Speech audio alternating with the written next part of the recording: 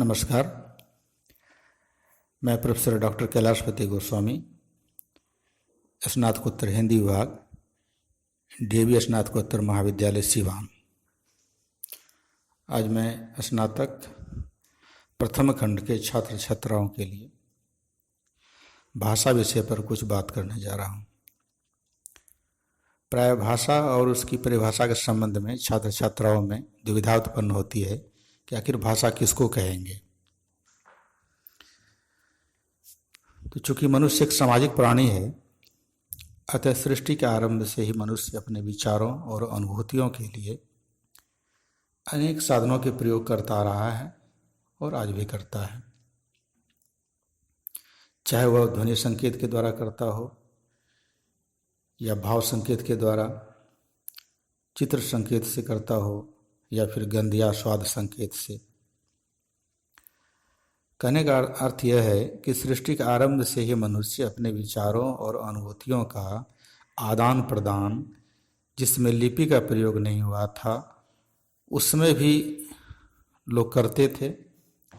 तो जैसा कि अभी मैंने कहा, चित्र संकेत से, ध्वनि संकेत से, भाव संकेत से, स्वाद या गंध संकेत से इत्यादि, इस तरह के संकेत से विचारों का आदान प्रदान तो होता था, लेकिन उसकी एक सीमा निश्चित थी। मान लीजिए सिर्फ टाटा टाटा टाटा टाटा करते हैं तो ये ध्वनि संकेत कुछ समय के लिए भाषा हो सकती है, लेकिन इसकी भी एक सीमा है। उसी प्रकार कोई भी भाव है, संकेत है। क्लास में अभी मान लीजिए बच्चे शोरगुल करते हैं और शिक्षक आते हैं मुंह पर उंगली रखते हुए और सारा क्लास शांत हो जाता है, वर्ग के सारे बच्चे शांत हो जाते हैं। मतलब मुंह पर जो उंगली रखते हैं शिक्षक, इसका अर्थ यह होता है कि बच्चे शांत हो जाओ, और शांत होने का संकेत है। यह भी भाव संप्रेषण का एक साधन है, लेकिन इसकी भी एक सीमा है। इस तरह के ध्वनि संकेत, चित्र संकेत, भाव संकेत इत्यादि अभिव्यक्ति तो है, किंतु ऐसी अभिव्यक्तियों की सीमाएं भी निश्चित हैं। इन्हीं अभिव्यक्तियों की सीमाओं को ध्यान में रखते हुए कहा जा सकता है कि विचारों और अनुभूतियों की अभिव्यक्ति का सबसे सशक्त साधन भाषा है। भाषा शब्द भाष प्रतिपादित से उत्पन्न है, जिसका अर्थ है बोलना। अर्थात भाषा वह है जो बोली जाए। जैसा कि अभी मैंने कहा, सिर्फ बोलना तो टाटा टाटा लाला लाला यह भी बोलना ही है, तो क्या इस तरह लगातार बोलने से भाषा की सार्थकता सिद्ध होगी या भाषा का प्रकार ही पूरा होगा? तो इस संबंध में कहना है कि इसकी एक सीमा है। एक समय तक उसका अर्थ निकल सकता है, लेकिन इसके बाद वह अर्थहीन हो जाता है। इसीलिए कहा गया है कि भाषा अपने कथ्य रूप में ही प्रकृत तथा जीवित होती है। भाषा स्वयं उच्चरित ध्वनि समुदाय है और उसके उच्चारण को सुरक्षित रखने के लिए लेखन या लिपि का प्रयोग किया जाता है। किंतु लेखन उच्चारण की सूक्ष्मताओं अर्थात प्राणत्व, घोषत्व, तारत्व, आवृत्ति तथा घनत्व आदि को स्पष्ट नहीं कर पाता। इसलिए भाषा की मूल प्रकृति उसके उच्चारण तथा श्रवण में निहित है। अब भाषा का व्यक्ति के जीवन में उतना ही महत्व है जितना सांस क्रिया में वायु का। कल्पना कीजिए कि भाषा अगर नहीं होती तो क्या मानव जीवन जैसा कि आज हम देख रहे हैं इस तरह होता क्या? बिल्कुल नहीं। दैनंदिन जीवन से लेकर सामाजिक, धार्मिक, दार्शनिक, व्यापारिक, राजनीतिक तथा वैज्ञानिक जीवन में भाषा की उपयोगिता असंदिग्ध है। भाषा का विकास मानव का विकास है। संक्षेप में हम कह सकते हैं कि पूरे परिवार से लेकर अंतर्राष्ट्रीय जीवन तक भाषा का क्षेत्र अत्यंत विस्तृत है। जहाँ तक परिभाषाओं का सवाल है, भाषा को विभिन्न विद्वानों ने परिभाषित करने का प्रयास किया है, लेकिन किसी एक मत पर नहीं पहुँच पाए। इस संबंध में भाषा विज्ञानों में मत ऐक्य नहीं है। फिर भी कुछ मान्य परिभाषाएं हैं जो कि द्रष्टव्य हैं। सुप्रसिद्ध भाषा वैज्ञानिक A.H. गार्डनर ने अपनी प्रसिद्ध पुस्तक स्पीच एंड लैंग्वेज में भाषा को परिभाषित करते हुए कहते हैं, the common definition of speech is the use of articulate sound symbols for the expression of thought. अर्थात विचाराभिव्यक्ति के लिए व्यक्त ध्वनि प्रतीकों का प्रयोग ही वाणी या भाषा है। उसी प्रकार एच स्वीट, उनकी प्रसिद्ध पुस्तक है द हिस्ट्री ऑफ लैंग्वेज, उसमें उनका कहना है कि language may be defined as the expression of thought by means of speech sound. अर्थात वाक ध्वनियों के माध्यम से विचाराभिव्यक्ति ही भाषा है। प्रसिद्ध भाषा वैज्ञानिक और विद्वान प्लेटो ने सोफिस्ट में कहा है कि विचार आत्मा का मूक या अध्वन्यात्मक बातचीत है, पर वही जब ध्वन्यात्मक होकर होठों पर प्रकट होती है तो इसे भाषा कहते हैं। इस प्रकार पाश्चात्य अनेक विद्वानों ने भाषा को परिभाषित करने का प्रयास किया है। जहाँ तक भारतीय भाषा वैज्ञानिकों का सवाल है तो भारतीय भाषा वैज्ञानिकों में डॉक्टर श्याम सुंदर दास, बाबूराम सक्सेना, भोलानाथ तिवारी प्रभृति ने भी भाषा को परिभाषित किया है। डॉक्टर श्याम सुंदर दास के अनुसार उन्होंने भाषा को परिभाषित करते हुए कहा है कि मनुष्य और मनुष्य के बीच वस्तुओं के विषय में अपनी इच्छा या मति व्यक्त करने के लिए जो ध्वनि संकेत व्यवहार में लाए जाते हैं उसे भाषा कहते हैं।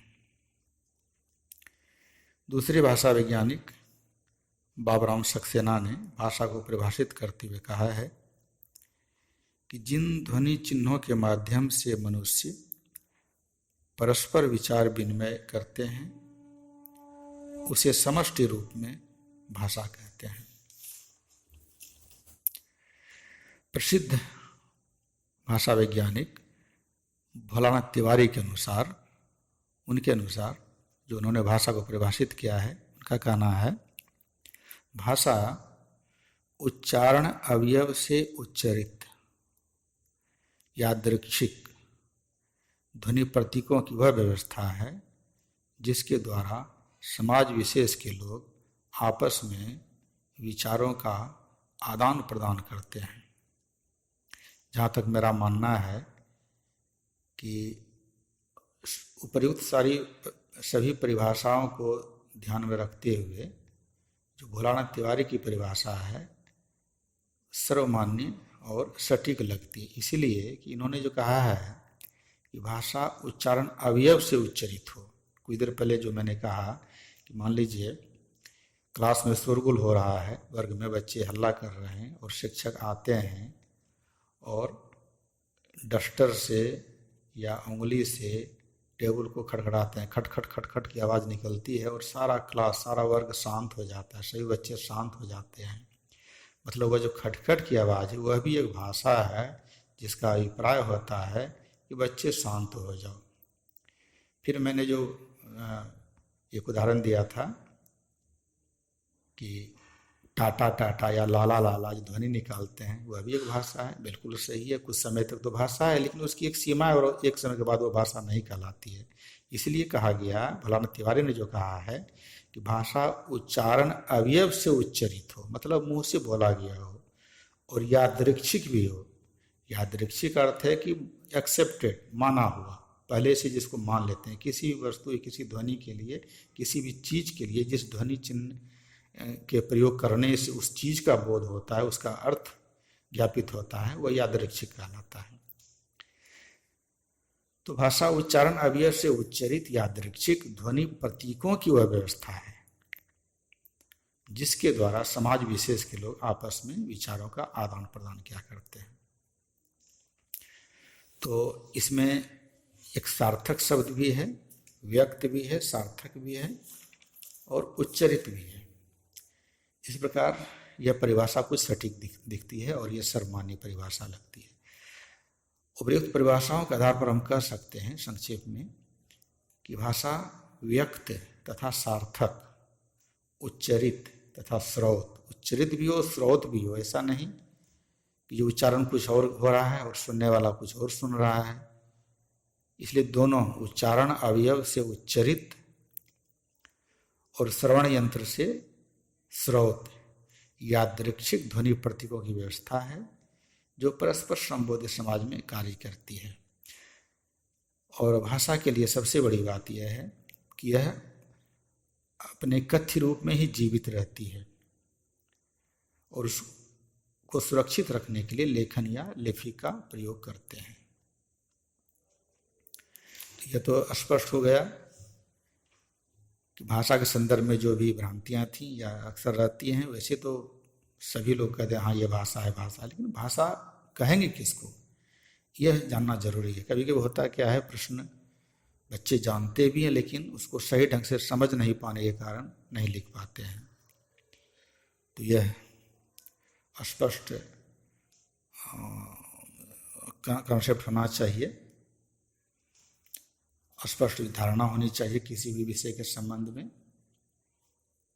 तो जैसा कि अभी कहा गया कि भाषा का प्रकार्य पूरा होने के लिए वक्ता का वाग्यंत्र सही हो और श्रोता का श्रवणेन्द्रियां भी सही हो, तभी भाषा का प्रकार्य पूरा होगा। अगर दोनों में से किसी एक का वाग्यंत्र या श्रवणेन्द्रियां त्रुटिपूर्ण है, दोषपूर्ण है, तो भाषा का प्रकार्य पूरा नहीं होगा। इसीलिए कि जो कहा जा रहा है वही अगर सुना भी जा रहा है और जो सुना जा रहा है वही कहा जा रहा है, तभी उसका अर्थ हम ले सकते हैं सही ढंग से और विचारों का आदान प्रदान, विचारों का संप्रेषण एक दूसरे के प्रति सही तरीके से हो सकता है। इस तरह से भाषा और उसकी परिभाषा को हम देख सकते हैं और भली भांति समझ सकते हैं। धन्यवाद।